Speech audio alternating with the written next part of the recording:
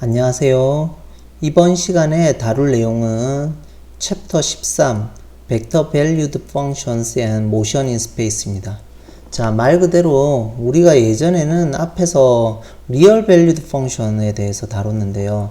즉 어떤 정의역의 어떤 값이 이제 실수값으로 대응되는 형태를 Real Valued Function이라고 얘기를 하는데, 그러면 여기서는 이제 Vector Valued Function이라고 얘기했으니까 정의역의 각각의 원소에 대해서 대응되는 값이 리얼 밸류가 아니라 벡터 밸류드 형태를 갖는다라고 이해를 하시면 되겠죠. 그런 함수들을 이제 살펴보는 또는 다루는 장이 이제 13장이고요. 그 다음에 그런 벡터 밸류드 펑션은 하나의 이제 공간에서의 한 점의 이제 움직임으로써 이제 표현을 할 수가 있기 때문에 이제 공간에서의 움직임에 대해서 같이 이제 다뤄보도록 할 예정입니다. 자, 첫 번째 섹션으로서 이제 공간에서의 커브, 곡선과 그 다음에 their tangent, 그것들에 대한, 그 커브들에 대한 탄젠트, 즉, 다른 말로 하면 이제 접선에 대해서 이제 살펴보자라는 거죠. 그래서 이제 곡선하고 탄젠트를 다루는 장이 이제 13.1절이 되겠습니다. 자, 우선은 이제 다음과 같이 설명이 쭉 되어 있는데요. 우선 한번 살펴보면 이제 어떤 입자, 파티클이 이제 움직이는 겁니다. 이제 공간 위에서 막 움직이는데, 공간에서 이제 움직이는데, 타임 인터벌 동안 이제 움직인다라는 겁니다. 그러면 타임 인터벌이 있으니까 특정한 이제 구간의 시간의 구간에 대해서 각각의 타임에 대해서 이제 공간의 어떤 위치가 있겠죠. 그 시간에 따라서 이제 공간의 그 위치를 따라서 움직이는 형태를 우리가 고려할 때 그 파티클의 코디네이트를 우리가 그러면 공간에서 움직이니까 좌표가 있겠죠.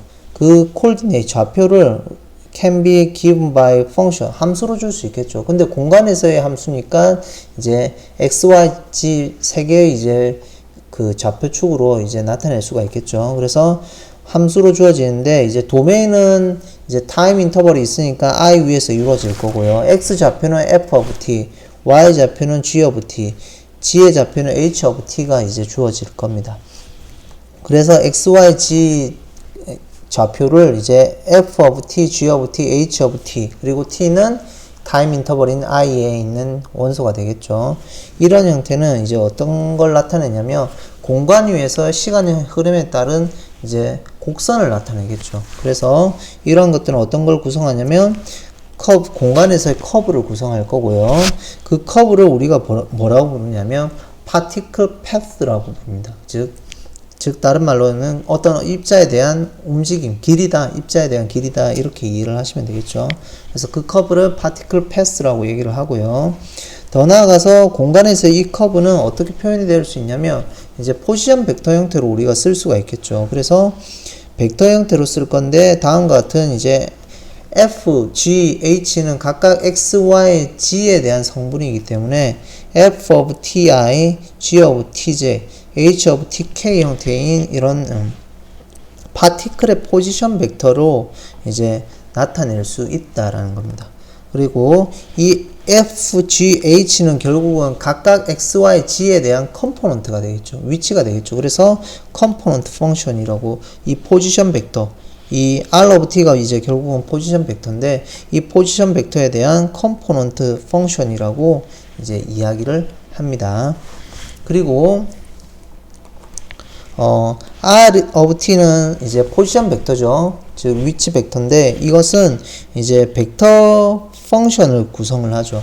즉 벡터 펑션이라는 얘기는 뭐냐면은 아까 말씀대로 리얼 밸리드 펑션은 정의역 t가 주어졌을 때 하나의 실수로 대응되는 건데 지금은 x, y, g에 대한 세 개의 컴포넌트로 이루어져 있죠. 그래서 벡터 펑션으로 정의되어지기 t에 관한 실수 t, 타임 위치에 대한 이제 벡터 펑션으로 주어지기 때문에 우리가 뭐라고 부르냐면 이제 마지막에 보시면 벡터 밸리드 펑션이다 또는 벡터 펑션이다 라고 이야기를 하는 겁니다. 근데 구간은 뭐냐면 타임 인터벌인 i니까 i 위에서의 벡터 밸류드 펑션이다 또는 벡터 펑션이다 이렇게 이야기를 하는 거죠. 그리고 거기에 대한 각각의 성분들은 컴포넌트다라고 이야기를 하고 이제 전체 곡선을 우리가 particles path라고 이제 우리가 부를 겁니다. 자, 그래서 결국은 파티클의 위치를 이제 벡터로 표시를 하는 거고 그 위치 포지션 벡터를 벡터 밸류드 펑션이다 라고 하고 각각의 성분들을 컴포넌트다 이렇게 이해를 하시면 되겠죠. 자, 예제를 한번 보죠. 자, 우리가 다음과 같은 이런 그래프를 볼 수가 있습니다. 이런 것을 뭐라고 부르냐면 헬릭스라고 얘기를 합니다.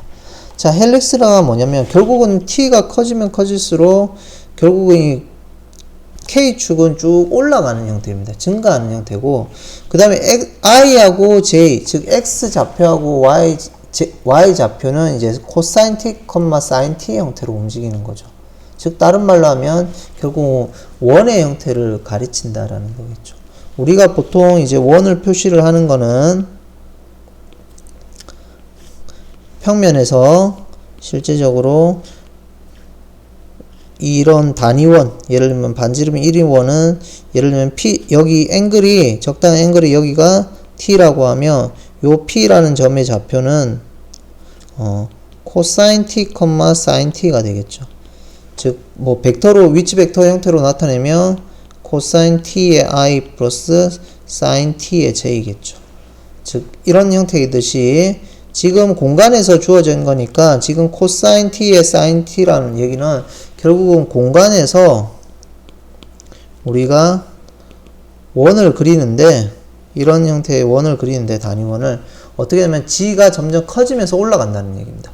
그럼 원을 쭉 늘리는 형태겠죠. 그러면서 g축을 중심으로 이렇게 나선을 감아가면서 올라간다라고 이해를 하시면 되겠습니다. 자, 그래서 다음과 같이 살펴보면 결국은 G축으로 쭉 올라가면서 1,0에서 1,0,0에서 시작을 해서 원을 그리는데 G로 쭉 올라가니까 위쪽으로 쭉 올라가는 형태의 원이겠죠. 자, 그러면 당연히 XY 평면으로 프로젝션을 시키면 원이 되겠죠. 자, 좀 전에 이제 원을 도는데 이제 G축으로 쭉 T로 올라가니까 위로 가면서 증가하는 형태다라고 이해를 하시면 될 것 같습니다. 물론 T가 뭐 시간이라서 양수겠지만 음수로 간다는 것까지 개념을 확장을 한다면 이렇게 내려가겠죠. 이렇게 아래로 가는 형태로 쭉 그려지겠죠. 자, 이러한 형태를 우리가 뭐라 하냐면 헬릭스라고 이제 부릅니다. 그래서 헬릭스에 대한 벡터 밸리드 펑션, 즉 벡터 펑션 R 포지션 벡터는 어떻게 되냐면 코사인 t, 사인 t, t 타입이다 라고 이해를 하시면 될 것 같습니다. 자, 하나의 이제 우리가 벡터 밸리드 펑션인 형태가 이제 헬릭스라고 이제 하나 살펴봤고요. 그 다음에 여기서 조금 극한하고 연속에 대한 그러면 정의나 이런 부분들도 우리가 해야 되겠죠. 포지션 벡터 형태로 R/T로 나타내진 것에 대한 이제 극한이나 연속을 우리가 살펴보기 위해서 더 나아가서 이제 미분을 살펴보겠죠.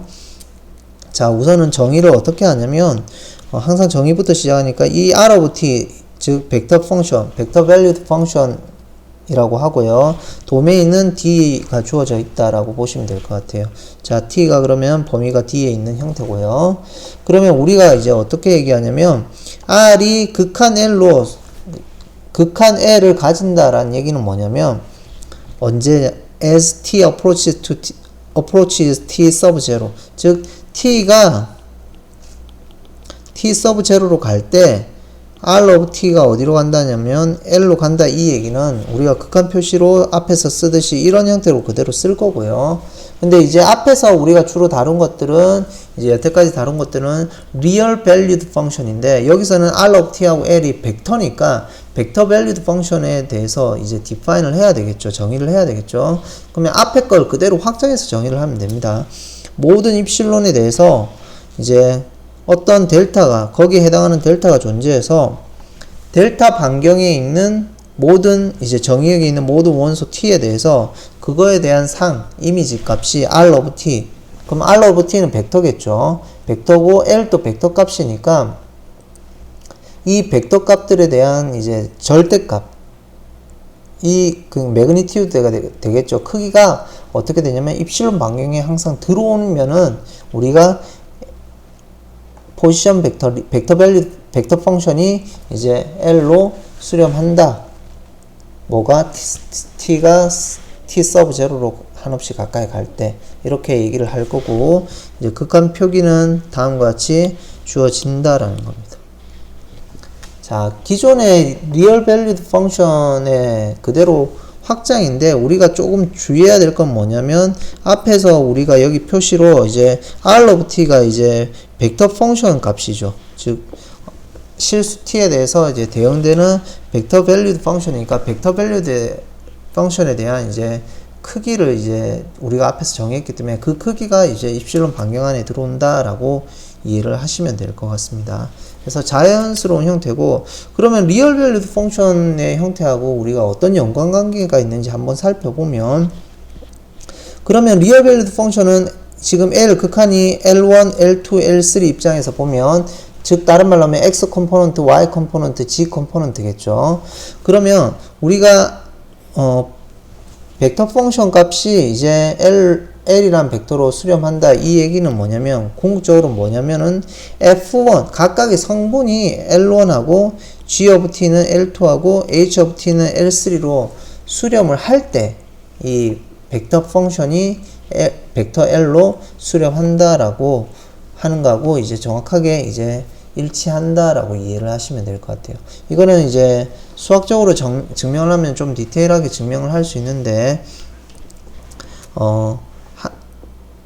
우선은 증명은 조금 보고요. 조금 접어두고, 우선 그렇게 되니까 결국은 이 극한값은 결국은 R of T가 이 극한은 결국은 L로 가는 거잖아요. 근데 L로 가는 건데 L의 값이 L1i 플러스 L2j 플러스 L3k인 거고, 이 L1하고 L2하고 L3는 결국은 각각의 컴포넌트 F, G, H가 의 극한값이 되겠죠. 그래서 F의 극한값, G의 극한값, H의 극한값으로 바꿔서 표기를 할 수 있다라고 보시면 될 것 같습니다. 즉 그러면은 이제 좀 더 디테일하게 써보면, 이 부분을 써보면 리미트 스몰 t가 갈 때 f of t의 i, g of t의 j 플러스 h of t의 k는 궁극적으로 각각의 컴포넌트의 극한으로 세퍼레이션을 시켜가지고 처리하는 값하고 결국은 일치한다라는 것을 우리가 알 수가 있습니다. 실질적으로 이제 이게 극한이 벡터 펑션, 즉 벡터 밸리드 펑션이 이제 벡터 값 L로 벡터 L로 수렴한다는 얘기는 이 각각의 컴포넌트가 수렴한다는 거하고 실질적으로 동치가 되는데요. 이거는 조금 수학적으로 조금 더 살펴보면 어떤 형태가 있냐면, 하나만 살펴볼게요. 실질적으로 위에 게 되면 밑에 게 된다는 걸 우리가 증명을 하면 됩니다. 그러면 첫 번째 이 1번은 어떻게 증명을 하냐면, 여기 번외적으로 조금 지워서 설명을 하겠습니다. 어떻게 보냐면, 결국은 이 부분을 증명을 하면 되잖아요. 하나만 증명해 볼게요. 이거는 증명을 해야 될 게, 모든 입실론에 대해서 우리가 뭘 증명해야 되냐면, 어떤 델타가 존재해서 서치대에 만족을 하기를, 뭘 만족하냐면 f of t 마이너스 L1의 값이 0하고 입실론 안에 들어오면 됩니다. 언제? for t 마이너스 t0의 값이 델타 의 반경에 들어올 때. 이거는 빠져야 되겠네요. 이렇게 되어지면 이제 우리가 수렴을 한다는 겁니다. 근데 실질적으로 우리가 위에 게 성립한다고 했으니까 그 전에 모든 델타에 대해서 뭘 잡을 수 있었나요? 이거로부터 since 리미트 t가 t0로 갈 때 r of t가 l로 갔으니까 뭘 얘기할 수 있냐면 어떤 델타가 존재하겠죠. 우리가 이걸 보여야 되는데 실질적으로 이 부분을 클레임을 해야 되는데 주장을 해야 되는데 모든 입실론에 대해서 이거라고 했기 때문에 어떤 델타가 존재해서 such that 뭘 만족하냐면 for 0t-t sub 0가 델타 조금 전에 정의대로 앞에 페이지에서 쓰면 이 델타가 존재해서 이 반경안이 입실론보다 작다라고 얘기를 했었죠. 그래서 r of t의 마이너스 l 값이 입실론보다 작다는 겁니다. 그러면 이 자체는 궁극적으로 뭐냐면 이거보다 더 작은 게 뭐냐면 f of t 마이너스 l1t입니다. 그러면 우리가 이런 델타 이 정의대로 가정에서 여기서 성립한다고 했기 때문에 이런 델타를 우리가 얼마든지 잡을 수 있을 거고 그 델타의 반경에 들어오는 값들은 f of t하고 l하고의 절대값 차의 절대값은 결국은 r of t하고 l하고의 차의 absolute value보다 작거나 같을 거고 그거는 델타 반경에 들어오니까 우리가 f of t는 L1으로 수렴한다고 할 수 있겠죠. 마찬가지로 이 부분에 모든 것 이거 말고 다른 걸 또 써도 됩니다. 여기 위치에 이걸 안 쓰고 뭐 쓰냐면 g of t-l2 또는 h of t-l3를 쓰면 나머지 여기 두 번째, 세 번째 y 컴포넌트 그 다음에 g 컴포넌트도 다 증명을 할 수 있다라는 겁니다. 그 다음에 거꾸로 가는 이 형태 지금 여기서 거꾸로 가는 이 2번의 형태는 어떻게 증명을 하냐면 지금 두 수없이 쓰는데 이 세 개가 증명을 성립한다고 하면 이러한 델타1 F가 수렴하는 델타1이 있을 거고 Y가 수렴하는 델타2가 있을 거고 G가 수렴하는 델타3가 있을 겁니다. 모든 입실론에 대해서. 그러면 그 델타1, 델타2, 델타3보다 더 세 개 중에 미니멈을 이제 모든 입실론에 대해서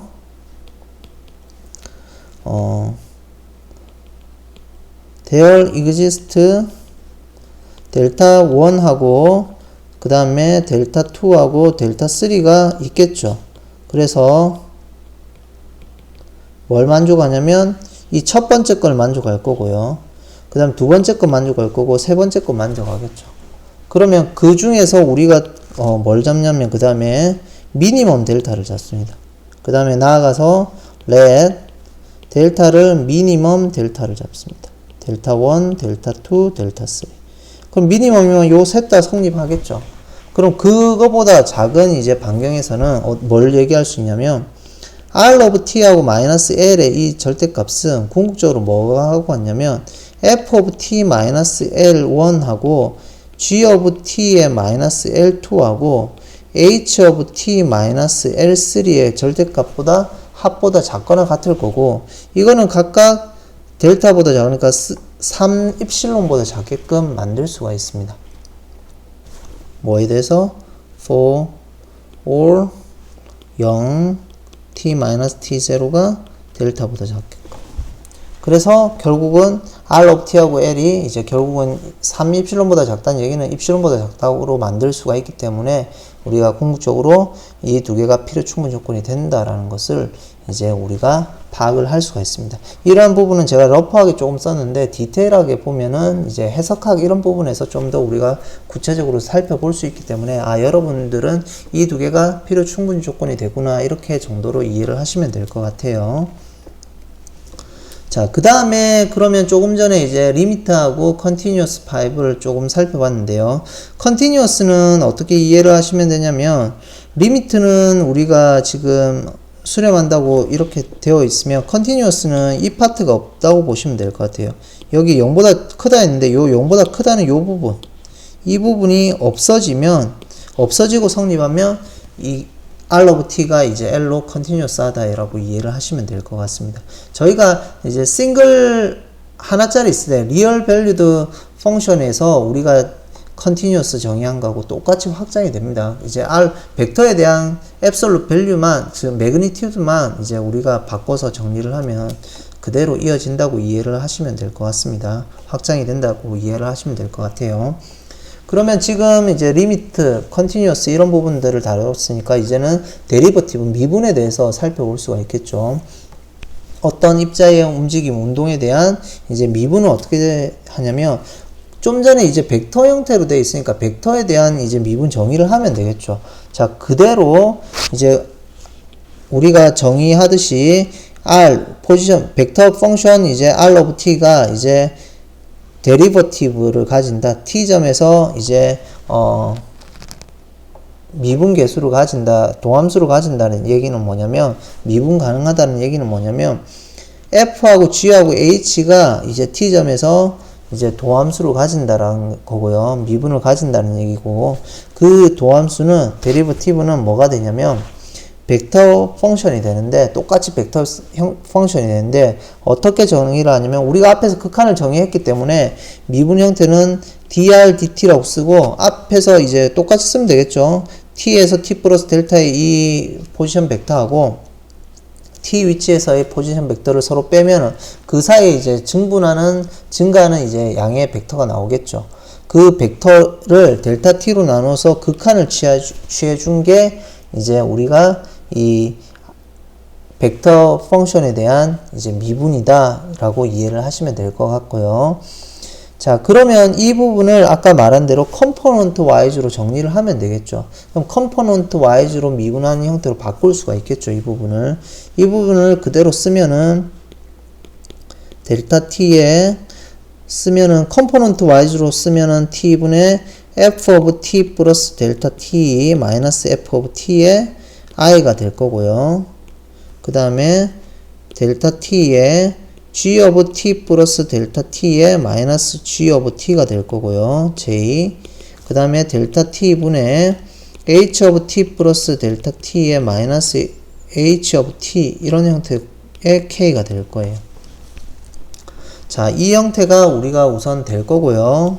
그러면 이 부분은 이제 컴포넌트 와이즈로 각각 극한을 취해줄 수 있다고 했죠. 그래서 만약에 극한이 존재한다고 하면 미분 가능하다는 얘기는 이것에 대한 이제 벡터 평선에 대한 극한값이 존재했을 때 미분 가능하다는 얘기니까 이 극한값이 존재 안 하면 미분 가능하지 않다는 얘기고 이 극한값이 존재하면 미분 가능하다는 얘기입니다. 그럼 미분 가능하다는 얘기는 극한값이 존재하니까 그때는 뭐하고 필요 충분 조건이었냐면 컴포넌트 와이즈로 우리가 극한을 취해주는 형태하고 같다라고 앞에서 이제 증명 스케치도 봤었죠. 그러면 각각을 취해주면 요 첫 번째 x축에 해당하는 컴포넌트는 결국은 df dt가 됩니다. t 위치. 그리고 y에 대한 컴포넌트, 즉 j에 대한 컴포넌트는 dg의 dt의 t가 될 거고요. 그 다음에 k에 대한 컴포넌트는 마찬가지로 dh의 dt의 t가 되겠죠. 그래서 각각 컴포넌트, 즉 f, g, h 컴포넌트 펑션에 대한 미분을 해주면 된다라는 겁니다. 그래서 ijk로 두면 되겠다라고 이해를 하시면 될 것 같습니다. 자, 그 다음에 공간에서의 이 포지션 벡터에 대한 뭐 속도, 그 다음에 가속도 이런 부분은 이제 다음 시간에 살펴보도록 하겠습니다.